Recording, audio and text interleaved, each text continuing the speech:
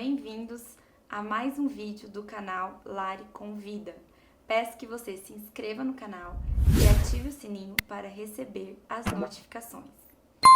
Hoje eu tô aqui com um grande amigo e compadre, Thiago.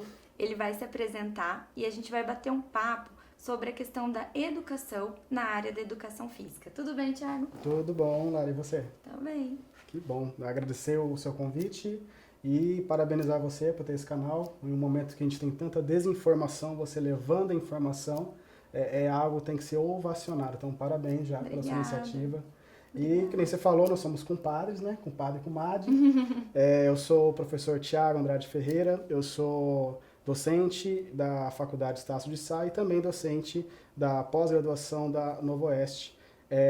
Trabalho desde 2017 já na área acadêmica, eu sou formado em Educação Física, eu sou especializado em Medicina Esportiva e também mestrando em Ciências do Movimento. Legal, bastante coisa. E você também já deu workshop, né, na área do balé, com as meninas do balé, já? Não sobre o balé em si, mas sobre as lesões as na lesões área do balé, que tinham, os estudos workshop. que tinham, algo que a gente precisa sempre estar analisando, não só pelo prisma da beleza da arte em si, mas também das consequências que tem, a gente precisa estar analisando. A gente sempre se ajuda, né, na área da dança e na área do esporte em geral. Eu acho que é super importante a gente se ajudar e agregar informações, né? Porque até porque quando a gente pensa em sozinho, né, o ego vai te levar em algum lugar e vai te deixar sozinho, mas quando você tem outras pessoas que compartilham sua profissão, dos mesmos sonhos, ambições, então isso é bacana que a gente caminha todo mundo junto e tem sucesso e se acende todos juntos. Com certeza.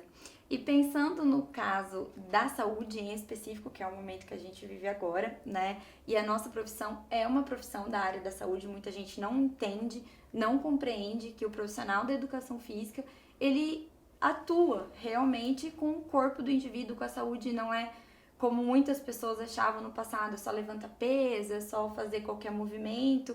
Não, hoje em dia a gente tem uma grande evolução na biomecânica, na questão científica mesmo, né? Temos grandes mitos da área da educação física que a gente valoriza, né?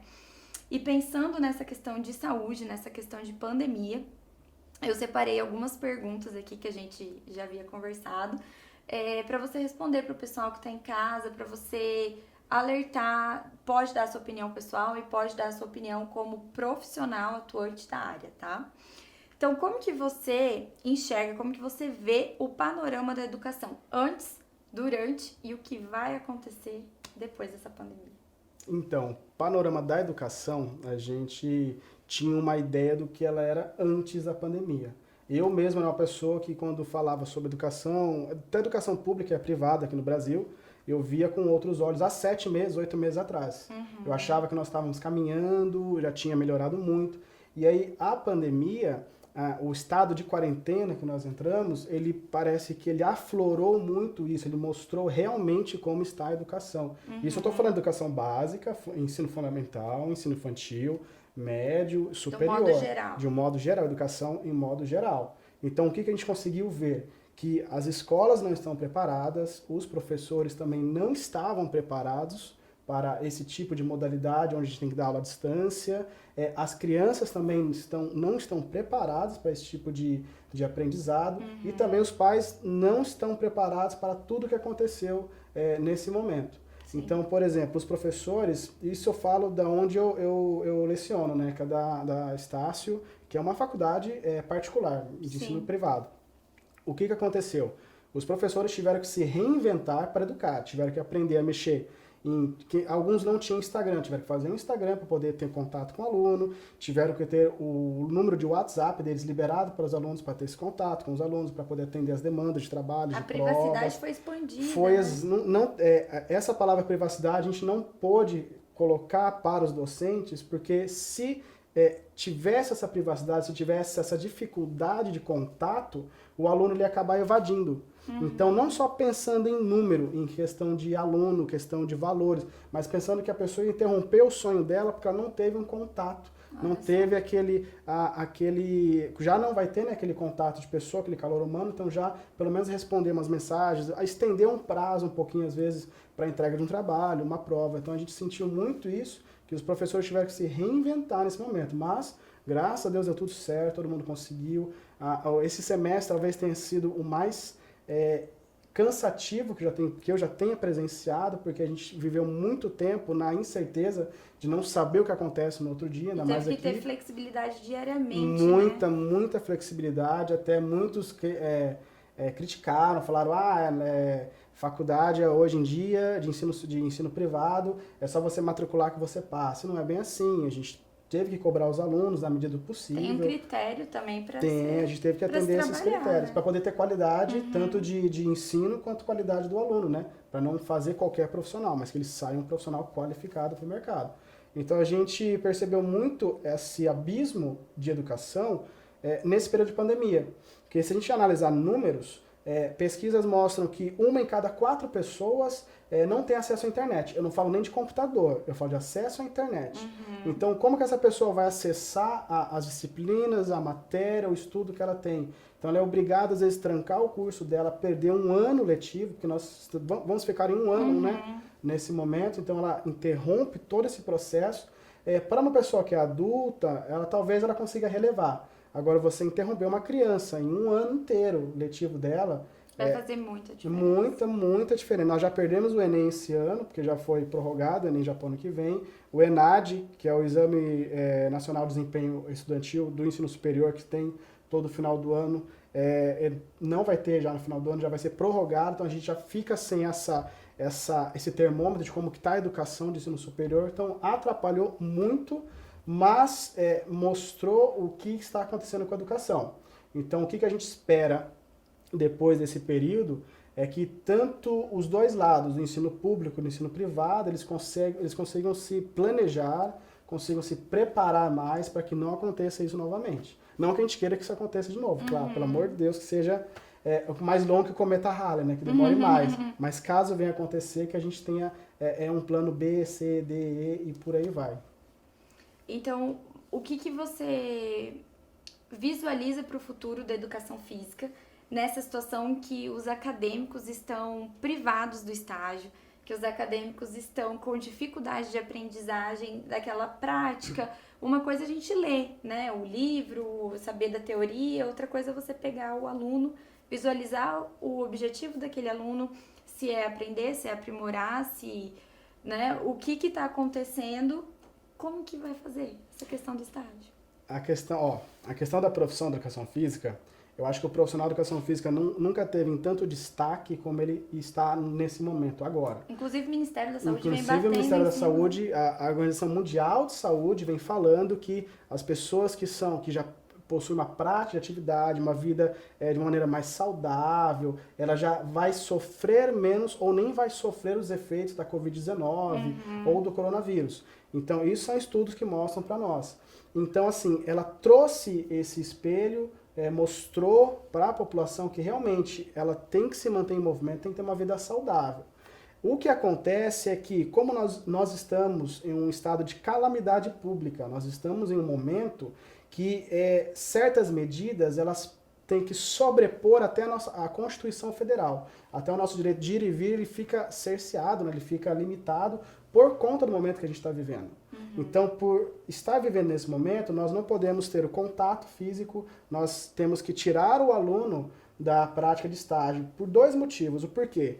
Porque quando a gente coloca o aluno na prática de estágio, o aluno também está correndo o risco de se contaminar e também de transmitir a doença. Então, a gente já tem que tirar o aluno da prática do estágio dele para ele não correr esse risco, porque aí nós estamos colocando ele, mas é o estágio obrigatório. A gente tirou ele desse momento para ele não correr esse risco. Entendi. As aulas vão ser repostas, o aluno ele consegue concluir a disciplina de estágio com até 75% de presença. Nós vamos considerar esse mínimo para ele poder concluir com todas as honras, com todas as notas, sem problema nenhum. Até se duvidar, eu acredito que vão relevar para poder baixar um pouquinho ainda, para que a gente consiga fazer o aluno ter essa prática, mas não expor ele a esse risco.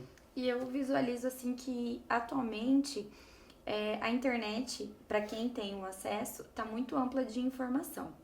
E o mercado acaba sendo uma grande concorrência. Então, por mais que aquele aluno, é o que eu penso, Por mais que aquele aluno que não esteja realizando o estágio na universidade, ele está estudando por fora, ele está se aprimorando, ele está aprendendo sozinho, pelo menos, né? Eu penso assim, porque a concorrência vai ser muito mais ampla no futuro.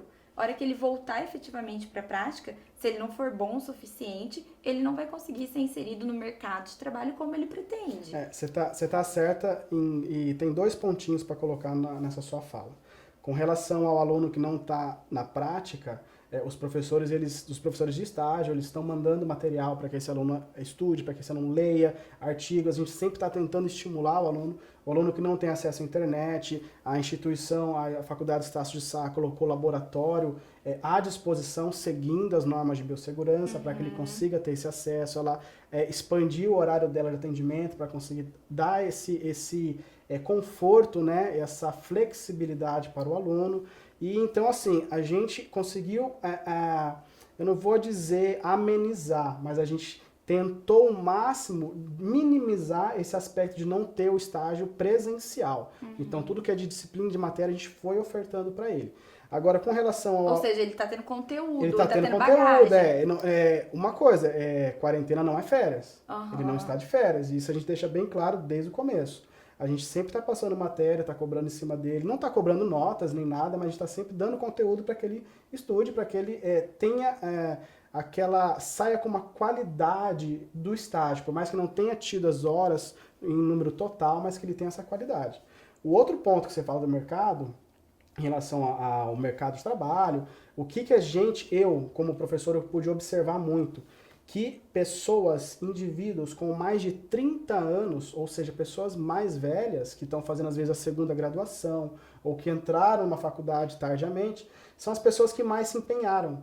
São as pessoas que mais me mandavam e-mail falando, professor, o que você acha de eu pesquisar isso, isso e isso? São pessoas que estão no 4º semestre, no 2º ano de faculdade, já estão pensando no TCC dela.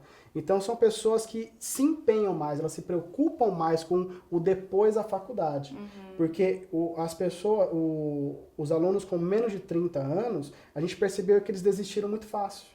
Que eles não deram essa sequência, não falaram, não, eu vou tentar. Não, eu não gosto de aula que não seja presencial, eu vou trancar o curso, eu vou cancelar. Aí você fala, poxa, mas você vai perder 1 ano, 6 meses, a gente não sabe quanto, tá muito incerto ainda, né? A gente não sabe quando vai retornar, então a gente fica muito nessa incerteza. E o que a gente percebeu com relação ao mercado de trabalho é isso, é que as pessoas que têm mais experiência, tanto de vida, quanto também talvez de formação, que talvez seja a segunda graduação, são pessoas que acabam se destacando mais, porque elas se empenham mais, se interessam mais e sabem que é isso que vai fazer diferença lá fora. Com certeza. E a concorrência, a tendência é sempre aumentar. Não, a concorrência ela é uma conta que vem, é uma conta que vai, essa conta ela chega. Se você não se empenhar durante a sua graduação, se você não fizer cursos, se você não for uma pessoa curiosa, eu não sou uma pessoa inteligente, não tem problema. Você precisa ser curioso a ponto de dar a cara a tapa para estudar, para ler. Se você for uma pessoa assim, você vai colher os frutos lá para frente. Aprender, todo mundo aprende, ninguém Com certeza, isso tudo é questão de método de ensino, isso tudo todo mundo aprende, só que você precisa ter a disposição de ir. Tem gente que não tem, então a gente observou justamente nesse limiar de 30, mais que 30, são pessoas que são pais, mães, trabalham o dia inteiro, mas se preocupam com o futuro. Já os menos de 30 a gente observou que às vezes, não, eu não quero assim, deixa, eu vou às vezes ficar de férias, a gente não conseguiu identificar muito qual que era o perfil o plano a longo prazo desse aluno. E é uma situação que a gente não tem prazo para terminar. É uma situação incerta. Então, quanto mais você prorrogar a sua decisão, a sua vontade, o seu estudo, o seu trabalho, vai ser mais difícil. Né? E é muito confuso, porque a gente vê notícias, né, quem acompanha, vê que São Paulo teve a data para retorno das aulas presenciais no ensino fundamental, ensino infantil, era para ser agosto, mas parece que vai ser para setembro agora. E aí perguntam para mim, professor, e para nós, quando que a gente vai voltar? Então é muito confuso, porque, para deixar bem claro, o MEC, que é o Ministério da Educação, ele coloca uma recomendação, fala, olha, vai ser assim, vai ser assado, tem que ser desse jeito. E aí cabe aos municípios e aos estados colocarem um decreto em cima do que eles querem realmente que seja feito. Então, cada município faz um decreto da maneira que ele acha melhor mais viável para aquela localidade. Que nem, nós tivemos um grande problema aqui em Campo Grande, porque o município, ele fez os decretos com relação à abertura e fechamento de academias. O Conselho Regional nosso, ele organizou, fez um comitê, né? Uma comissão de academias, proprietários de academias, pessoas formadas, pessoas preparadas, elaborou um plano de biossegurança e apresentou para o município. E aí, então, o município aceitou, deu ok e liberou as academias. Só que nas outras cidades ao redor de Campo Grande, elas queriam também que fosse liberado, como foi para Campo Grande. Só que eles falaram, não, mas vocês não trouxeram para nós o plano de biossegurança para a gente mostrar, porque tem que ser uma coisa muito certa.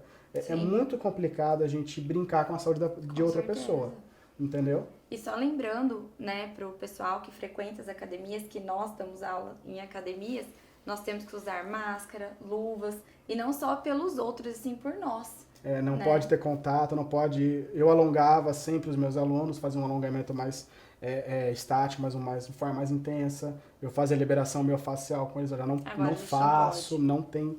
Eu tenho que explicar para eles como deve ser feito na casa deles, mas a gente sabe que não é da mesma forma, mas é um jeito de amenizar, mas a gente também sofre um pouco. Eu mesmo perdi muitos alunos por causa da pandemia, só que nem por isso eu culpei aos 4 ventos. Eu entendo o momento e a gente tem que se preparar. Talvez tenha que se reinventar, né? É um momento. É um momento. E eu gostaria de saber uma pergunta um pouco delicada, mas qual é a sua opinião com o fechamento, né? Que houve o fechamento das academias, a gente está na instabilidade que pode haver novamente, né? Esse fechamento. E no momento os parques ainda estão fechados. Você acha isso correto ou não? Olha, eu acho que quando a academia foi fechada, tiveram muitas críticas. Eu fui eu fui ignorante, porque eu ignorei o vírus naquele momento, eu ignorei, eu falei, nossa, não deve ser tão pesado assim. E aí quando eu entrei... É que a gente não tinha noção. Não tinha noção. Porque ainda não veio com força aqui, graças a Deus, e tomara que não venha mesmo, que seja uma coisa mais suave. Mas eu fui ignorante, porque eu ignorei. Quando eu entrei em contato com a minha cunhada, que trabalha em São Paulo, capital, era o momento do boom do vírus. Minha prima também. Ela trabalha no hospital de campanha, linha de frente, na pediatria, então, ou seja, ela pegava os casos pesados, casos as intubações para a criança, ela que fazia. Então, assim, quando eu conversei com ela, aí realmente eu fiquei assustado. Eu vi a gravidade, né? Aí eu entendi o porquê que deveria, naquele momento, ter o fechamento naquele momento. Deveria ter o fechamento, sim, porque nós não estávamos preparados em relação à biossegurança. Se você lembrar, vamos lembrar, a academia como que era há 7 meses atrás. Tinha um paninho para limpeza. Era um paninho que ele era laranja nas bordas, mas preto no meio, tão sujo que aquele paninho ele estava. Nem sempre era descartável. Nem sempre era descartável. Nem sempre era álcool. Nem sempre era álcool batizado quando tinha. Então, ou seja, a gente nós, vamos falar no geral, né? Vamos generalizar mesmo, porque também é culpa nossa como profissional, não cobrar isso do proprietário. Sim. A gente já não seguia as regras de maneira correta antigamente. Nem todo mundo limpava.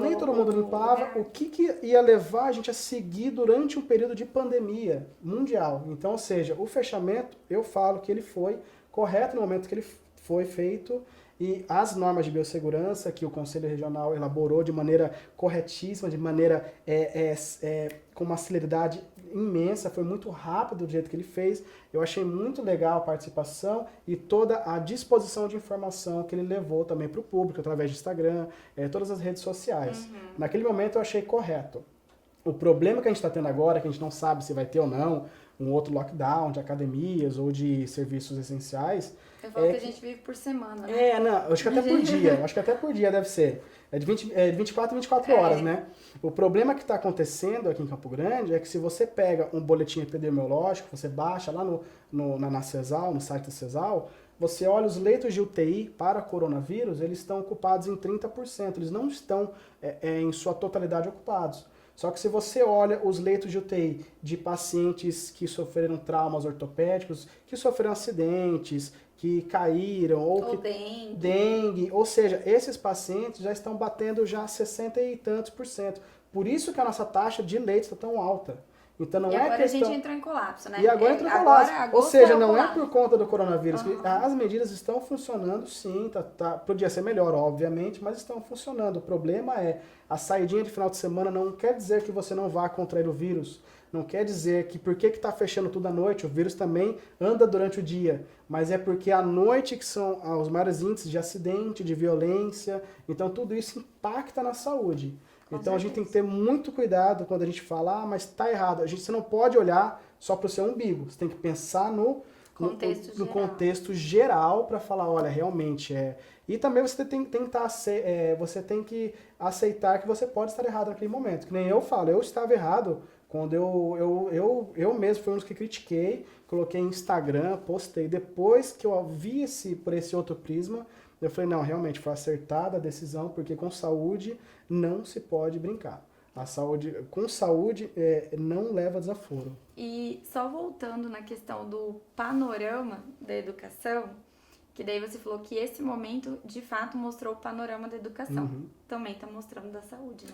Com certeza, não tem como Agora, maquiar, porque muita coisa era maquiada, muita coisa era omitida, né? Não era nem mentira, era omitida, a gente não sabia. Que nem pessoas que eu dou aula de políticas públicas na faculdade, pessoas que não sabiam que nós tínhamos um boletim epidemiológico falando do Covid-19, falando da gripe influenza, falando da dengue. Nós temos boletins diariamente atualizados falando do que está acontecendo. Ninguém acompanhava, hoje em dia todo mundo acompanha. Uhum. Então isso realmente baixou a cortina para a educação, baixou a cortina para a saúde, baixou a cortina para a família, porque também, como as crianças ficaram em casa, tiveram que ter a educação em casa, muitos pais, eles esqueceram de ser pais, né? Que aí quando a criança está lá, tem pai que fala, não sei mais o que eu faço com meu filho, eu não aguento mais, eu tô ficando doida. Então, assim, isso baixou a cortina para tudo. A pandemia mostrou o que há de melhor e pior em todos nós. Então, isso é um momento que a gente tem que aprender. Mas pra gente crescer, né? Exatamente, é um momento que a gente tem que aprender. Porque se você não aprender agora, eu não sei o que vai fazer essa pessoa aprender mais. Que o momento para aprender é justamente esse. Mas que seja um aprendizado, que vai estar sendo na dor, né? Mas que seja um aprendizado para a gente crescer, evoluir, ascender e por assim vai. E a questão dos parques?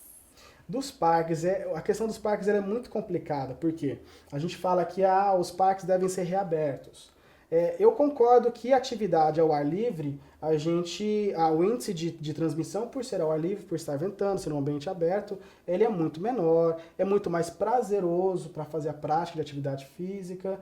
Só que nos parques é muito difícil a fiscalização. Uhum. A gente não consegue ter uma fiscalização de maneira efetiva. A Guarda Municipal, ela trabalha da maneira que ela consegue, mas mesmo assim mostrou também que o nosso policiamento está em número baixo para fazer toda a fiscalização e por assim vai. Então os parques é muito complicado, apesar de mostrar que tem amplos benefícios para a gente fazer a prática no parque, só que é difícil a fiscalização. Depois, a pessoa pode achar que está no parque, ela não tem a necessidade de utilizar a máscara, acaba aglomerando. E aí acaba que vai no parque, ela não vai querer sozinha, vai chegar lá, encontra um amigo, outro, acaba tendo aglomerações. Então, já para evitar isso, eles acharam por melhor realmente fechar os parques, o que atrapalhou muitos profissionais que davam aula em parques, dão aula em parques, estão tendo que trabalhar em locais, às vezes até no condomínio de clientes, que até foi liberado agora recentemente. Então, assim, que nem eu falei, é um momento que a gente tem que respeitar o vírus, respeitar a pandemia, mas que a gente tem que tentar se reinventar. Procurar outras formas eu não falo ganhar dinheiro, mas outras formas de se manter no mercado de trabalho. Uhum. Porque dinheiro por dinheiro, quem é professor a gente sabe que não vai ficar rico, né? Mas você vai conseguir dormir bem, você vai deitar a cabeça no travesseiro, sentir feliz por estar impactando positivamente na vida de uma pessoa. Mas ficar rico, milionário, a gente sabe que não vai. Então, assim, é um momento de se reinventar, tanto como pessoa como profissional. Então, o momento seria exatamente esse. Muito bom. Thiago, muito obrigada pela sua participação. Eu gostaria que você deixasse aqui para as pessoas o seu contato, a sua rede social, caso alguém queira te procurar, e se você também quiser explanar mais alguma coisa, fica à vontade. Claro, na verdade nós temos vários grupos de estudo, né, que nós elaboramos vários trabalhos científicos. O trabalho científico ele é muito importante, ainda mais nesse momento, porque ele sai do achismo para ser exatamente o que ele é, que é um trabalho com ciência, né? Que a gente faz os trabalhos em relação à saúde, em relação à psique, de como, o que está acontecendo com a pessoa nesse momento, porque como a pessoa ficou em quarentena, parou de praticar atividades, parou de ter o contato social, acabou que nós temos vários índices de início de depressão, transtorno bipolar ou transtorno obsessivo compulsivo. Então a gente procura fazer esse tipo de trabalho para saber o que está acontecendo e amenizar naquele período. Aí quem quiser participar dos grupos de estudo que nós estamos tendo de maneira online, né, não é presencial, pode mandar e-mail para thiagoandradeferreira@hotmail.com e na rede social no Instagram eu estou como Thiago Ferreira 2785, que é mais fácil, é Instagram e e-mail que eu mais olho todo dia. Muito obrigada. Obrigado a você. Até logo, gente.